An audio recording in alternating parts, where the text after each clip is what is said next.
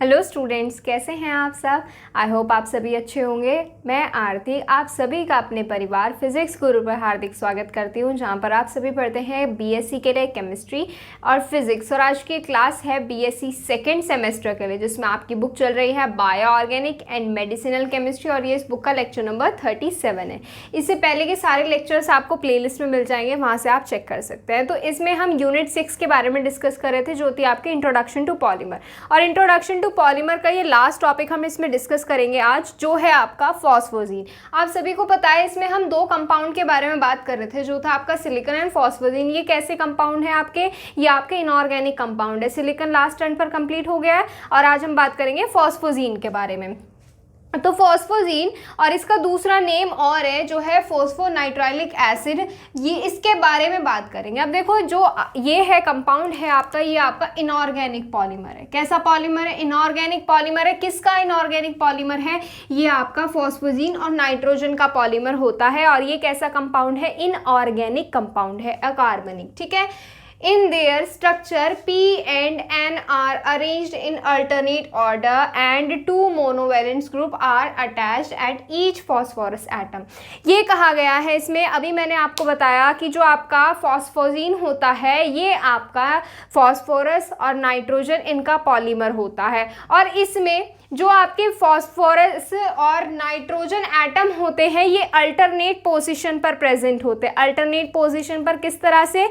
एक आपका फॉस्फोरस, एक नाइट्रोजन, फिर फॉस्फोरस, फिर नाइट्रोजन, फिर फॉस्फोरस, फिर नाइट्रोजन, इस तरह से अरेंज होते हैं। और जिसमें आपके हर एक फॉस्फोरस एटम से क्या दो मोनोवैलेंट ग्रुप जुड़े होते हैं। जैसे इससे मान लीजिए ये दो मोनोवैलेंट ग्रुप जुड़ गए, इससे ये दो मोनोवैलेंट ग्रुप और इससे ये दो मोनोवैलेंट ग्रुप यहाँ पर आकर अरेंज हो गए।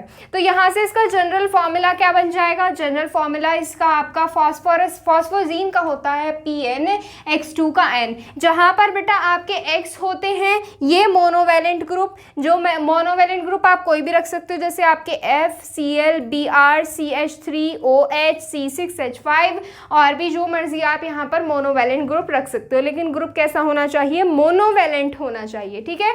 और N क्या है? N है यहाँ पर नंबर ऑफ ग्रुप्स। यहाँ पर N की नंबर ले सकते हो 3 to 7, 3 to 7 N की डिजिट रख सकते हो। 3 to 7 कैसे हो जाएगा बेटा? अगर हम यहाँ पर होल 3 रखेंगे और X की जगह पर क्या रख देंगे? कोई भी यहाँ पर मोनोवैलेंट ग्रुप रख देंगे, तो उसके हिसाब से यहाँ पर आपका बन जाएगा ट्राइफॉस्फोजीन। ठीक है। इस बेसिस पर इसके नंबर कितने रख सकते हैं? मिनिमम 3, मैक्सिमम 7 तक जा सकते हैं। ठीक है। अब मैं आपको बताऊंगी जो आपका नॉर्मल कॉमन फॉस्फोजीन है वो कौन सा यूज किया जाता है। देखो बेटा, नॉर्मली जो मोनोवैलेंट ग्रुप होता है, मोनोवैलेंट ग्रुप में आपका क्लोरीन कॉमनली यूज किया जाता है। क्या यूज किया जाता है? Cl जो आपका क्लोरीन होता है ये मोस्ट कॉमनली यूज किया जाता है। और यहाँ पर जो आपका नंबर ऑफ N है आपका 3 लिया जाता है, जो आपका ट्राइक्लोरोफॉस्फोजीन यहाँ से बन जाएगा। ये कॉमनली मोस्ट कॉमनली यूज्ड फॉस्फोजीन है आपका। ठीक है। तो यहाँ पर ये भी ऐड कर लीजिए आप इसमें कि आपका जो कॉमन फॉस्फोजीन होता है, जिसमें आप X की जगह पर क्या रख सकते हो? X की जगह पर आप Cl रख सकते हो। यहाँ पर लिखिए, इसमें लिखिए इन कॉमन फॉस्फोजीन, ये भी आ जाएगा इसमें। कॉमन फॉस्फोजीन के अंदर in common phosgene chlorine Cl is used, Clu is used in place of X. Chlorine is used in place of X की जगह पर आप क्लोरीन यूज कर सकते हैं। Out of these triphosgene is commercially used phosgene. Out of these ट्राइफॉस्फोजीन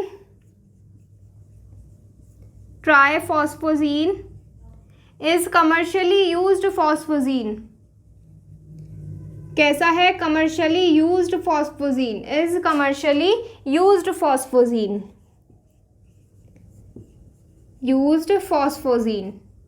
ठीक है। तो यहाँ से इसका जनरल फॉर्मूला बेटा आपका क्या बन जाएगा, अगर आप X की जगह पर क्या रखोगे, क्लोरीन यानी Cl, और यहाँ पर N की जगह पर क्या रखोगे, 3 रखोगे, ट्राइफॉस्फोजीन। तो यहाँ से जनरल फॉर्मूला बन जाएगा PnCl2 का होल थ्राइस। ये आपका कहा जाता है क्लोरोफॉस्फोजीन। ये क्या कहा जाता है, क्लोरोफॉस्फोजीन कहा जाता है, क्लोरोफॉस्फोजीन कहा जाता है। क्लियर है इतनी बात। अब देखो हम सारी चीजें जो डिस्कस करेंगे क्लोरोफॉस्फोजीन को लेकर डिस्कस करेंगे। आपके मेथड ऑफ प्रिपरेशन क्लोरोफॉस्फोजीन को बेस मानकर करेंगे। Physical properties, chemical properties, structure जो होंगी ये सारी क्लोरोफॉस्फोजीन के बेसिस पर ही करेंगे। अब आप क्या कर लीजिए, इसका जो इंट्रोडक्शन है फॉस्फोजीन का, इसे नोट डाउन कर लीजिए। फिर उसके बाद क्या करते हैं, मेथड ऑफ प्रिपरेशन की तरफ चलते हैं। नोट कीजिए, इसे हम रफ करेंगे। फिर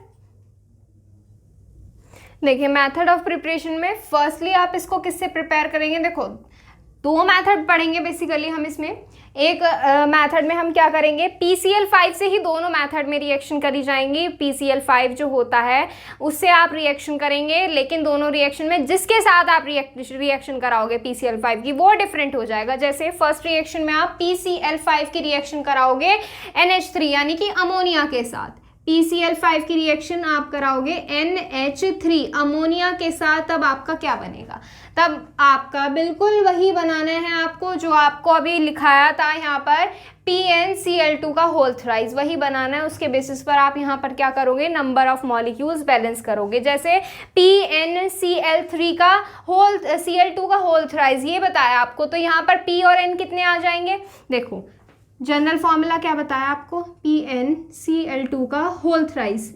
P कितने हो जाएंगे, 3 हो जाएंगे, N भी 3 हो जाएंगे, और Cl कितने हो जाएंगे, Cl 3 2 6 हो जाएंगे। कितने हो जाएंगे, 6 हो जाएंगे। अब इसके बेसिस पर आप रिएक्शन बैलेंस करो। देखो यहाँ पर P3 ले लो, N3 ले लो, और उसके बेसिस पर रिएक्शन आगे बैलेंस कर देना। जैसे अभी आपको क्या बनाना है, PnCl2 का होल थ्राइस। अब जो बचा है आपने रिमूव कर देना है। क्या बचा आपका, यहाँ से क्या बचा हुआ है, देखो P3 यूज हो गए, N3 यूज हो गए, N3 हो गए। रिएक्शन बैलेंस करेंगे अब हम यहाँ से। Cl कितने हैं यहाँ पर, क्लोरीन है यहाँ पर 6, और यहाँ पर कितने हैं 15, यहाँ है 15 यहाँ है। H कितने हैं, H6 इधर है। तो यहाँ पर आप क्या करोगे बताओ, Cl बचे हुए हैं आपके, कितने बचे हुए हैं, 16 इधर है, 15 इधर है, 6 इधर है। कितने क्लोरीन बचे हुए हैं, 9 क्लोरीन आपके यहाँ से बचे हुए हैं। ठीक है, 9 क्लोरीन बचे हुए हैं। तो पहले तो 9Cl आउट करोगे, 9 कितने आउट करोगे, Cl, और यहाँ से बेटा हाइड्रोजन 3 3 9 ही आपके यहाँ से H बचे हुए हैं। तो यहाँ से 9HCl आपके रिमूव हो जाएंगे। ठीक है, तो ये बन गया आपका यहाँ से क्या बना, क्लोरोफॉस्फोजीन आपका यहाँ से प्रिपेयर हो गया है। ये हो गया फर्स्ट मेथड ऑफ प्रिपरेशन। दूसरे मेथड ऑफ प्रिपरेशन में आप किसके साथ रिएक्शन करोगे, PCl5 की, बताओ, NH4Cl के साथ रिएक्शन करके देखो। NH4Cl मॉलिक्यूल्स वही लेने आपको, 3 और 3 मॉलिक्यूल्स लेने हैं। रिएक्शन करोगे किस तरह से होगी, बिल्कुल सिंपली रिएक्शन करोगी। पहले आप PnCl2 का होल थ्राइस रिमूव कर दो, और फिर उसके बेसिस पर रिएक्शन को बैलेंस कर दो। तो यहाँ से क्या रिमूव होगा, यहाँ पर क्लोरीन कितने हैं, बताओ क्लोरीन कितने हैं आपके यहाँ से 15 तो इधर है, 3 इधर है, और यहाँ पर आपके क्लोरीन 6 क्लोरीन आपके इधर बच रहे हैं। तो यहाँ से टोटल क्लोरीन कितने हो गए, 18 हो गए। टोटल 18 हो गए, बचे कितने, 12 क्लोरीन बचे हुए हैं, 12 बचे हुए हैं। अब हाइड्रोजन देख लो कितने हो जाएंगे, 3 4 12H, 12H है और 12 ही Cl है, तो निकाल दो बाहर 12HCl। क्या आप रिमूव हो जाएगा, 12HCl रिमूव हो जाएगा। ये हो गया बेटा इसका मेथड ऑफ प्रिपरेशन। अब इसके बाद है इसकी प्रॉपर्टीज की तरफ चलेंगे। उससे पहले आप ये मेथड ऑफ प्रिपरेशन दोनों नोट डाउन कर लीजिए, फिर उसके बाद प्रॉपर्टीज, फिजिकल प्रॉपर्टी की तरफ बात करेंगे। देखो इसमें फिजिकल प्रॉपर्टी अगर आपने नोट कर ली हो, इसके बाद आगे डाल लो फिजिकल प्रॉपर्टीज। ठीक है, तो फिजिकल प्रॉपर्टीज में मैं आपको सबसे पहली बात बताऊं, जो आपका ये ट्राइफॉस्फोजीन है, क्या है, ट्राइफॉस्फोजीन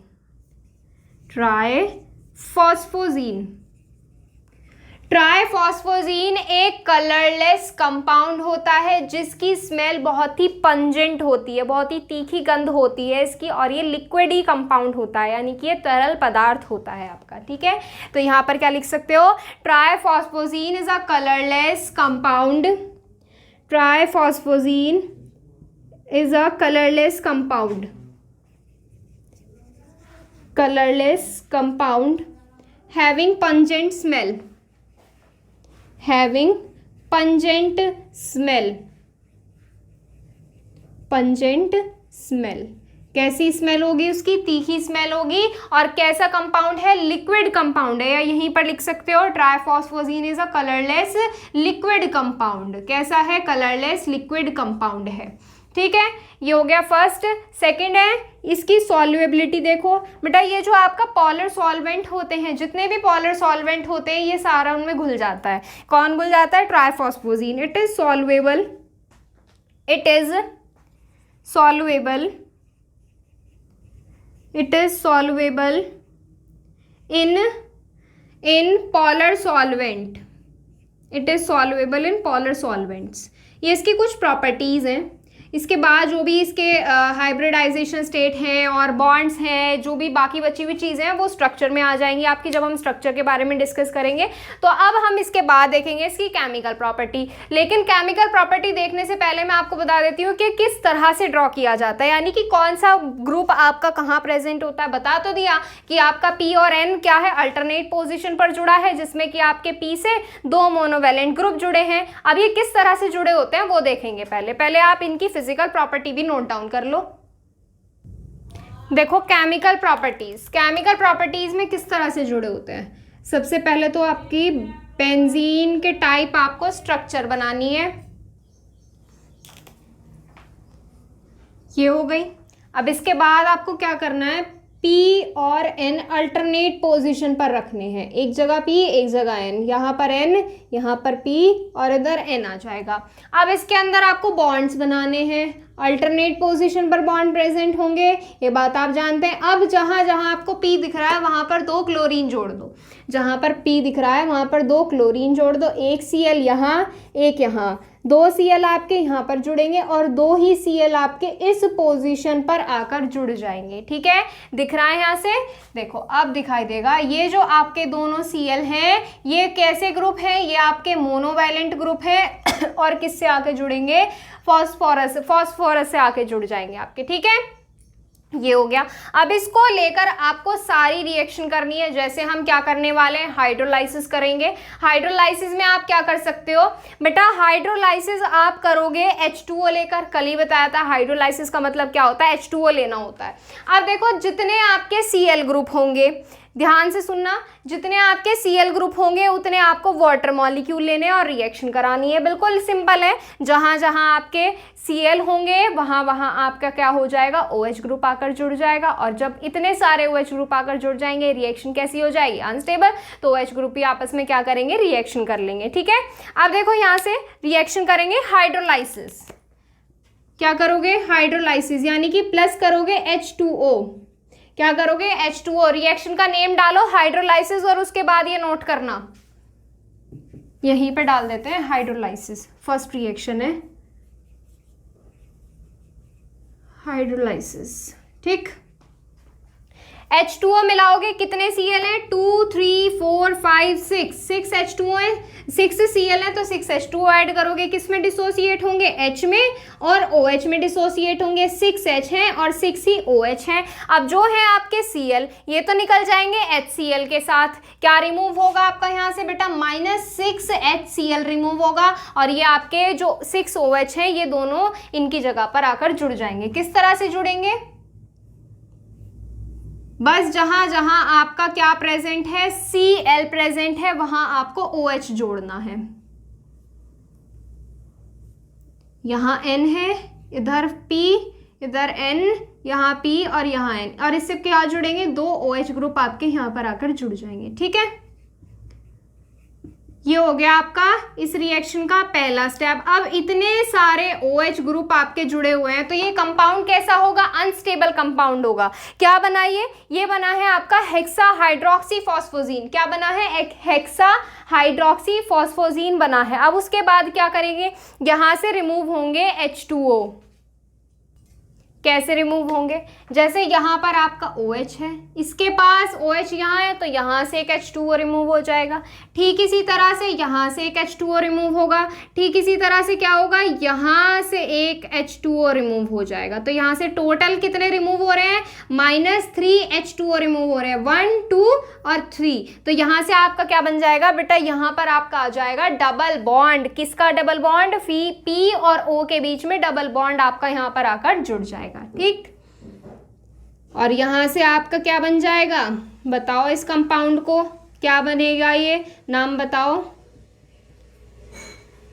ये N, ये PO, ये आपका N जुड़ा है, ये यहां से PO और ये N। बेटा इस कंपाउंड का नाम है फॉस्फोन। क्या है, फॉस्फोन, फॉस्फोन। ये हो गया आपकी फर्स्ट रिएक्शन। सेकेंड रिएक्शन आप किसके साथ करोगे, फ्रीडल क्राफ्ट रिएक्शन कर सकते हो। फ्रीडल क्राफ्ट रिएक्शन में आप क्या कर सकते हो बताओ, इसमें आपको AlCl3 के साथ कैटलिस्ट लेके रिएक्शन करानी होती है। AlCl3 कैटलिस्ट लेते हो और अटैकिंग रिएजेंट क्या होता है इसमें फ्रीडल क्राफ्ट में, बताओ। इसमें बेटा जब आप फॉस्फोजीन की रिएक्शन, ट्राइक्लोरोफॉस्फोजीन की रिएक्शन जब आप कराते हो, ट्राइफॉस्फोजीन है, क्लोरोफॉस्फोजीन है, जो भी, अब अगर आप इसकी रिएक्शन कराते हो फ्रीडल क्राफ्ट, तो इसमें आप क्या लेते हो, कंपाउंड लेते हो आप इसमें बेंजीन। क्या लेते हो, बेंजीन। C6H6 लिया जाता है और catalyst AlCl3। Reaction note down करो पहले, हाइड्रोलाइसिस वाली, फिर फ्रीडल क्राफ्ट रिएक्शन करेंगे। देखो ये रिएक्शन करनी है आपको, बिल्कुल ऐसे ही रिएक्शन होगी जैसे आपकी इससे पहले हाइड्रोलाइसिस वाले में रिएक्शन हुई थी। इसको आप डिसोसिएट करोगे C6H5 में और H में। H जो होगा आपका चला जाएगा Cl के साथ और ये जो C6H5 ग्रुप है आपके Cl की जगह पर आ जाएंगे। जब 6 Cl है तो ग्रुप ही कितने लेने हैं आपको, 6 लेने हैं। तो यहाँ से आपका क्या रिमूव होगा, -6HCl। क्या रिमूव होगा, -6HCl रिमूव होगा और C6H5 ग्रुप आपके यहाँ पर आकर जुड़ जाएंगे जहां जहां आपका क्लोरीन प्रेजेंट होगा। ठीक है, तो ये हो गई आपकी कौन सी रिएक्शन हो गई कंप्लीट, यहां से ये हो गई आपकी Friedel craft reaction complete. C6H5 group आपको रखने हैं सब जगह। ठीक है,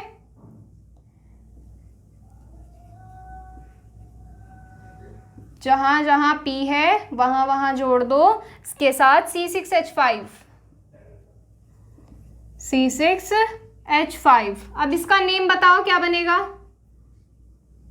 C6H5 कौन सा ग्रुप है, ये फिनाइल ग्रुप है। तो यहां से क्या आ जाएगा, हेक्साफिनाइल फॉस्फोजीन। क्या आ जाएगा, हेक्साफिनाइल फॉस्फोजीन, हेक्साफिनाइल फॉस्फोजीन, हेक्साफिनाइल फॉस्फोजीन। ठीक है, अब आगे देखो नेक्स्ट रिएक्शन किसके साथ करा सकते हो, ग्रिग्नार्ड रिएजेंट के साथ करके देखो। RMGX के साथ जो रिएक्शन कराओगे वो करके देखो किस तरह से होगी रिएक्शन। देखो करके देखो, ईथर लिया जाता है ग्रिग्नार्ड रिएजेंट में, कैटलिस्ट करके देखो रिएक्शन इतने।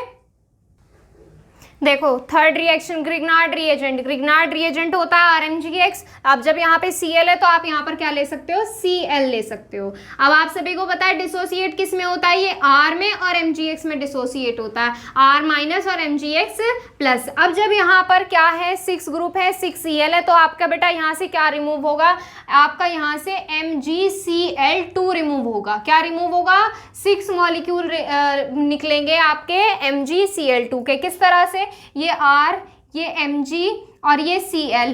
जब ये बॉन्ड आपका इधर को डिसोसिएट होगा, इस पर माइनस आएगा, इस पर प्लस आएगा, और ये Cl पर क्या आता है, माइनस आता है, तो Cl- इसके साथ जुड़ जाएगा और आपके एल्काइल ग्रुप जहां जहां Cl है वहां पर आकर जुड़ जाएंगे।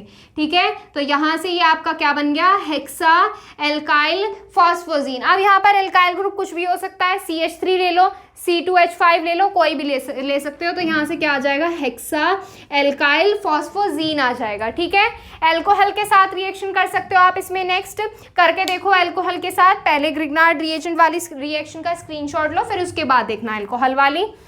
देखो एल्कोहल में क्या करना है, बेसिकली क्या होता है एल्कोहल, सबसे पहले तो आप मुझे ये बताइए एल्कोहल होता है आपका ROH, ROH होता है एल्कोहल, 6 मॉलिक्यूल लोगे ROH के, ठीक है। अब इसके बाद क्या करोगे, ऐसे ही आपका रिमूव होगा जैसे अब तक होता है। किस तरह से रिमूव होगा, अब देखना ध्यान से, ये रिएक्शन होगी कुछ डिफरेंट तरीके से। डिफरेंट तरीका क्या है, ज़्यादा डिफरेंट नहीं है। अब देखो बेटा, आपका जो ये रिमूव होगा, आपका जो ये रिमूव होगा, ये आपका डिसोसिएट होगा RO में और H में, RO माइनस में और H पॉजिटिव में आपका डिसोसिएट होगा। 6 मॉलिक्यूल लिए जाएंगे, जैसे 6 RO और 6 ही H आपके रिमूव होंगे। तो यहाँ से आपका 6 के 6 H जो होंगे Cl के साथ निकल जाएंगे।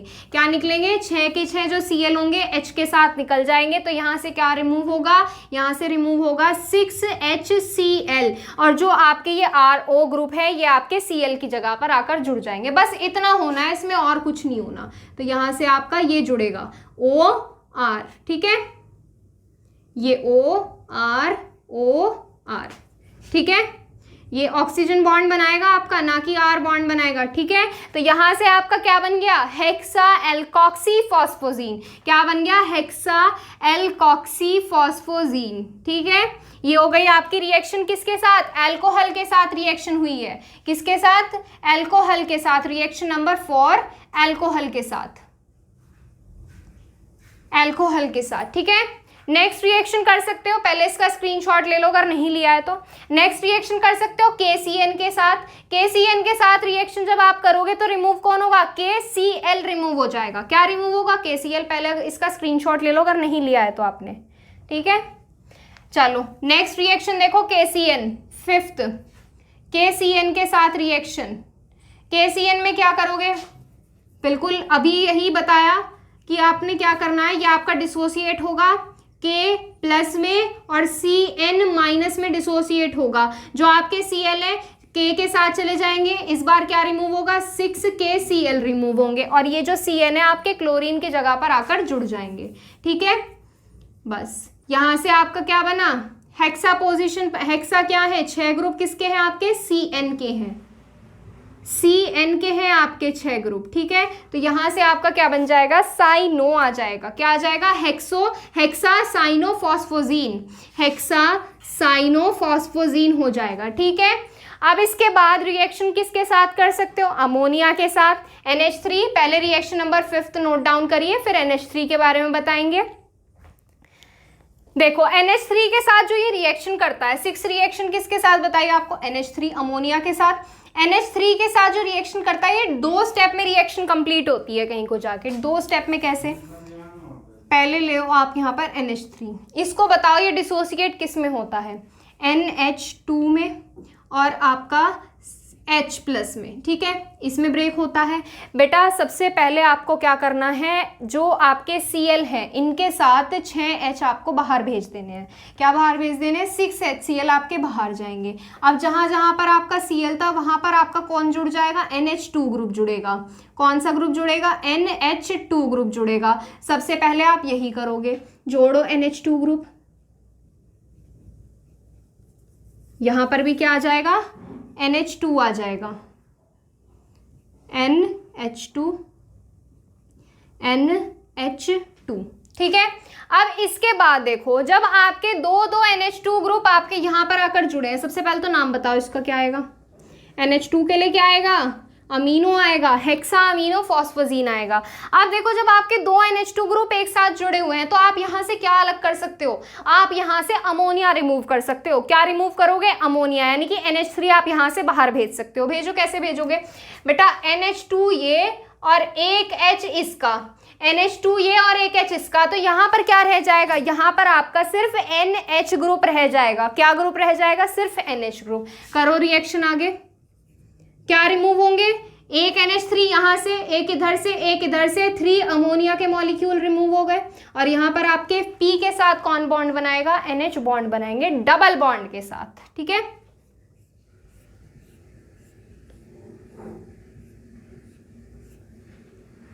ये P और इसके साथ डबल बॉन्ड कौन बनाएगा, NH बनाएगा, ठीक है। ऐसे लिख लो या फिर ऐसे लिख लो, ये N ऐसे का ऐसे ही रहेगा, ये P और डबल बॉन्ड NH, यहाँ पर N, ये P और इसके साथ डबल बॉन्ड के साथ बेटा कौन जुड़ेगा, NH जुड़ेगा, ठीक है, और ये N, ठीक है। अब यहाँ से आपका क्या बना है, ये आपका बना है फॉस्फेम, क्या बना है, फॉस्फेम बना है, ठीक है। ये हो गई इसकी कौन सी property, 6th chemical property, screenshot लो इसका। अब इसके बाद देखो, इसके बाद क्या करोगे, स्क्रीनशॉट ले लिया होगा आपने इसका। इसके बाद है इसकी स्ट्रक्चर। जैसे हमने अभी ये स्ट्रक्चर बनाई, यहाँ पर आपके Cl जुड़ा हुआ था, ये स्ट्रक्चर कैसे बनी है, देखो सबसे पहले तो आप ये देख लो कि जो आपका फॉस्फोजीन होता है ये रेजोनेंस स्टेबलाइज्ड है, रेजोनेंस स्टेबलाइज्ड है, जिसकी वजह से आपके पाई बॉन्ड क्या है, अल्टरनेट पोजीशन पर प्रेजेंट है, रेजोनेंस बना रहे हैं। और आगे भी इसमें बहुत सारी चीज देखेंगे, पहले डालो इसकी स्ट्रक्चर। क्या डालोगे, स्ट्रक्चर। स्ट्रक्चर में मैं आपको बता दूं, सबसे पहले तो इसमें आप बनाओ फॉस्फोजीन, जो आप क्लोरोफॉस्फोजीन लेकर पढ़ रहे हो, इसको ड्रॉ करो। सबसे पहले आप इसको लेकर ही आपको सारी चीज़ें समझ में आएंगी। P और N आपको अल्टरनेट पोजीशन पर रखने हैं। अब तो याद हो गई होगी आपको, कितनी बार बना लिया आपने यहाँ से। और ये आपके Cl हैं, ठीक है, जो किससे जुड़े हैं, आपके P से जुड़े हुए हैं, Cl, और यहाँ पर भी आपके Cl। अब देखो आप इस स्ट्रक्चर में जो आपके रेजोनेंस स्टेबलाइज्ड है ये स्ट्रक्चर, यानी कि इसमें पाई बॉन्ड कैसे प्रेजेंट है, पाई बॉन्ड प्रेजेंट है, और ये रिंग में क्या होते रहते हैं, डीलोकलाइज्ड होते रहते हैं, ठीक है। अब इसमें एक बात और देखो, अब जब यहाँ पर पाई बॉन्ड का डीलोकलाइजेशन हो रहा है, पाई बॉन्ड प्रेजेंट है, रेजोनेंस भी आपका यहाँ पर प्रेजेंट है, तो इसकी वजह से जो P और N के बीच बॉन्ड होगा, P और N के बीच जो बॉन्ड होगा ये डबल बॉन्ड कैरेक्टर दिखाएगा। क्या दिखाएगा, डबल बॉन्ड कैरेक्टर दिखाएगा, यानी कि डबल बॉन्ड वाली प्रॉपर्टी शो करेगा। तो जिसकी वजह से फॉस्फोजीन के अंदर P और N के बीच, फॉस्फोरस और नाइट्रोजन के बीच की जो बॉन्ड लेंथ होती है, बंध की लंबाई, बॉन्ड की लंबाई होती है, वो नॉर्मल P और N बॉन्ड से क्या हो जाती है, छोटी हो जाती है। नॉर्मल PN बॉन्ड की बॉन्ड लेंथ होती है 1.78 एंगस्ट्रॉम, वही फॉस्फोजीन के अंदर P और N के बीच की बॉन्ड लेंथ हो जाती है 1.60 एंगस्ट्रॉम। कितनी हो जाती है, 1.60 एंगस्ट्रॉम। और फॉस्फोजीन के अंदर जो P वाला एटम होता है, फॉस्फोरस एटम होता है बेटा, ये आपकी sp3 हाइब्रिडाइजेशन स्टेट रिप्रेजेंट करता है। वहीं आपका N नाइट्रोजन एटम जो होता है sp2 हाइब्रिडाइज स्टेट रिप्रेजेंट करता है। और जो आपका फॉस्फोरस और क्लोरीन के बीच की बॉन्ड लेंथ होती है, P और N के बीच की तो बता दी, 1.60 एंगस्ट्रॉम, ये आपकी रिप्रेजेंट करता है 2.01 एंगस्ट्रॉम इनकी बॉन्ड लेंथ होती है। एंगस्ट्रॉम यूनिट कोई ज़्यादा बड़ी यूनिट नहीं है, बहुत छोटी सी यूनिट है। बस अभी जो मैंने आपको ये बताया कि रेजोनेंस स्टेबलाइज्ड होगा, रेजोनेंस स्टेबलाइज्ड होने की वजह से पाई बॉन्ड रिंग में डीलोकलाइज करेगा, जिसकी वजह से P और N बॉन्ड जो होंगे डबल बॉन्ड कैरेक्टर रिप्रेजेंट करेंगे, जिसकी वजह से आपका क्या होगा, डबल बॉन्ड फॉस्फोजीन के अंदर का, यानी कि P और N के बीच का बॉन्ड नॉर्मल PN बॉन्ड से कम होगा, यानी कि छोटा होगा। कितना छोटा होगा, नॉर्मल PN बॉन्ड होता है 1.78 एंगस्ट्रॉम, और जो फॉस्फोजीन के अंदर PN बॉन्ड होता है वो होता है 1.60 एंगस्ट्रॉम। फॉस्फोजीन के अंदर P वाला फॉस्फोरस एटम रिप्रेजेंट करेगा sp3 hybridization state, N nitrogen atom represent करेगा sp2 हाइब्रिडाइजेशन स्टेट, और P और Cl के बीच की बॉन्ड लेंथ होगी 2.10 एंगस्ट्रॉम। यही सारी चीजें मैं अभी नोट करूंगी, अगर आपको नहीं वहां से अभी समझ में नहीं आ रहा है तो तब जब यहाँ पर लिख लूंगी तब बिल्कुल अच्छे से क्लियर हो जाएगा सारी चीजें, ठीक है। देखो अभी नोट करूंगी यहाँ पे, देखो ये रही इसकी स्ट्रक्चर के बारे में जो मैंने भी आपको बताया। Triphosgene is resonance stabilized compound. ये देखो रेजोनेंस आ रहा है, double bond single bond, double bond single bond, double bond single bond, ठीक है। Due to resonance pi bond will delocalize in ring. Pi bond जो हो रहा है रिंग में डीलोकलाइज हो रहा है, देखो एक यहाँ पर है, फिर यहाँ छोड़ रहा है, फिर यहाँ पर है, फिर यहाँ है, फिर यहाँ है, फिर यहाँ। ये क्या हो सकता है, ये पोजीशन यहाँ भी आ सकती है। पाई बॉन्ड का डीलोकलाइजेशन कैसे होता है, जब हमने फर्स्ट ईयर में रेजोनेंस, फर्स्ट सेमेस्टर में रेजोनेंस के बारे में डिस्कस किया था, तब इसमें पाई बॉन्ड का डीलोकलाइजेशन समझाया था आपको, ठीक है। तो यहाँ पर देखो आगे की जो पाई बॉन्ड होगा वो रिंग में डीलोकलाइज होगा। Due to it each PN bond has partially double bond character. हर एक pn बॉन्ड, ये देखो ये वाला बॉन्ड के पास डबल बॉन्ड है, वहीं इनके पास प्रेजेंट नहीं है, तो इसलिए हमने क्या लगाया, पार्शियल डबल बॉन्ड कैरेक्टर दिखाया है। तो जिसकी वजह से pn की जो बॉन्ड लेंथ होगी क्या होगी, स्मॉलर देन होगी normal pn bond length which is 1.78 angstrom.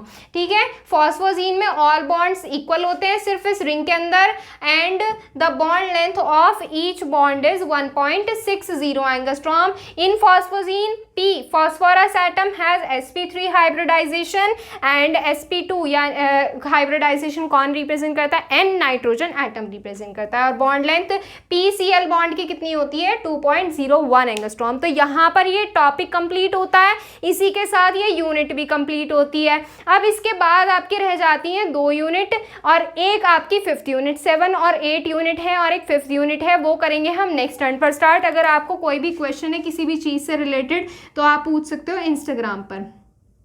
Instagram ID है physics_guru_India।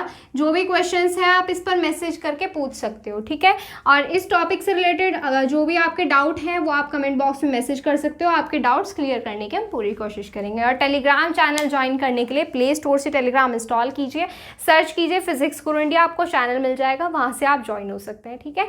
बाकी चीज़ें करेंगे नेक्स्ट टर्न पर। आज के लिए बस इतना ही, थैंक यू सो मच।